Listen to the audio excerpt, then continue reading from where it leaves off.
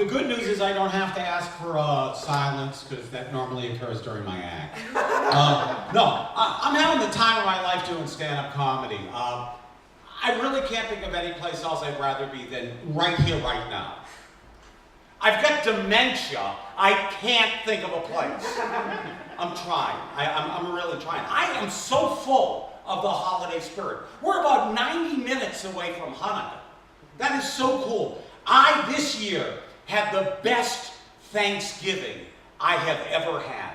Me and my entire extended family of 137 Jews figured out a way that we could all be somewhere else on that day. In my house, Christmas came early. I knew Christmas came early because I was in Starbucks today. And this is what I heard. You know Dasher and Dancer and Prancer and Vixen, Comet and Cupid and Donder and Blitzen. Here comes Santa Claus, there goes Santa Claus, down Starbuck Cup Lane. He doesn't care if it's red or white, we'll just let you complain. Love the red cup, hate the red cup, to us it's all the same. We're getting free press, we couldn't care less, cause everyone says our name. Starbucks. A brilliant sponsor of this event. Oh man, my name's Glenn Cohen, and it's plastered pretty much all over the walls of this place. If you run into anybody whose last name is O'Brien, you instantly know that person is Irish.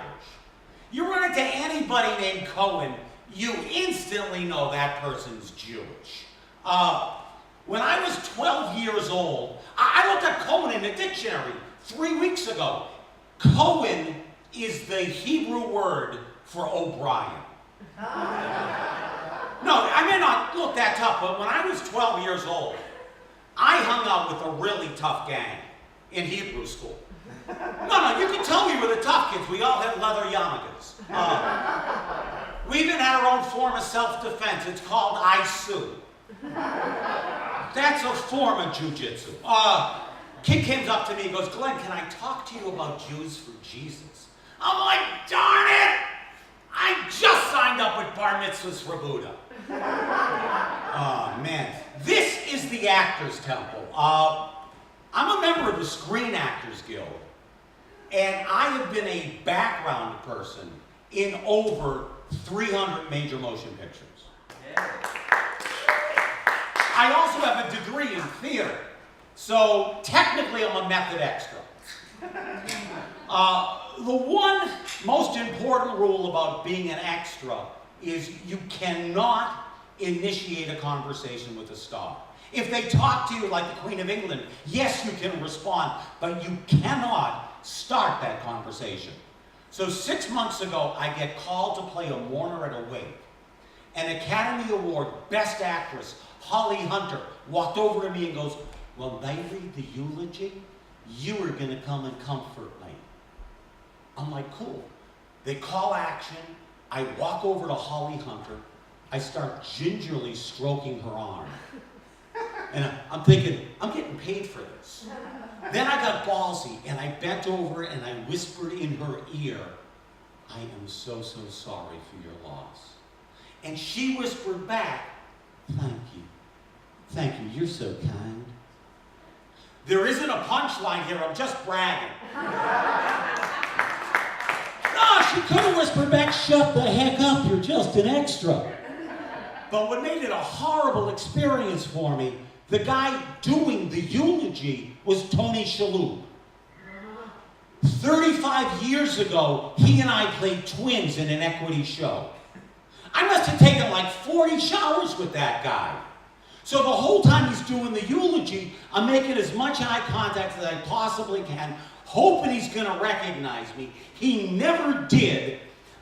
I got morosely depressed, and right before they arrested me, I got blackout drunk, and they told me I was stark naked. outside of Tony Shalhoub's trailer, screaming, "Do you recognize me now, Tony?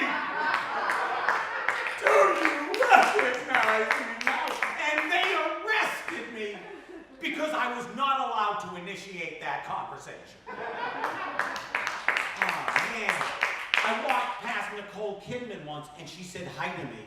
And I'm like, oh my God, here's my chance. Because she used to date Lenny Kravitz, so I know she likes Jewish guys.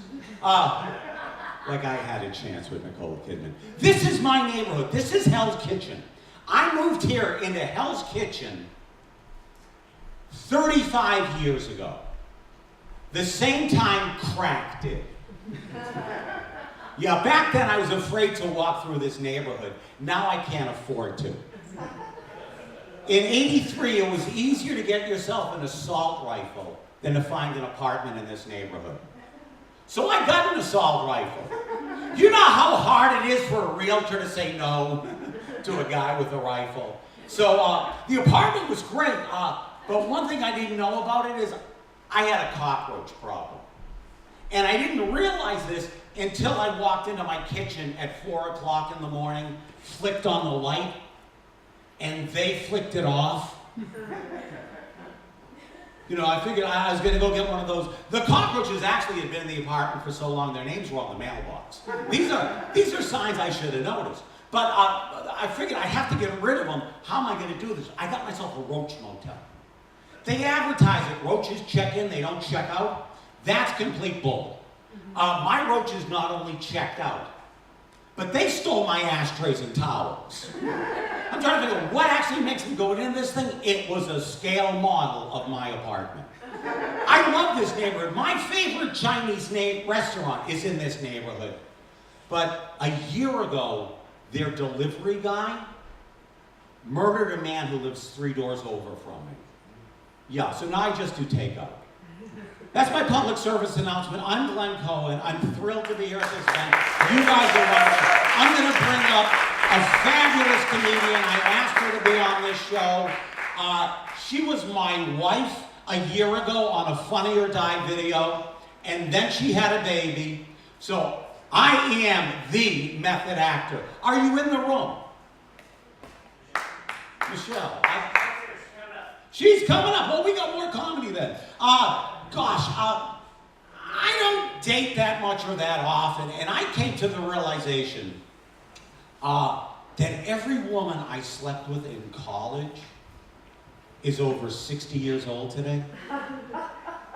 Yeah, but to be fair, even back then they were over 60. Ladies and gentlemen, the lady who played my wife on the Funny or Die video, I'm thrilled to bring her up here. She's a member of the esteemed Honorable Friars Club. Oh my God, ladies and gentlemen, Peri!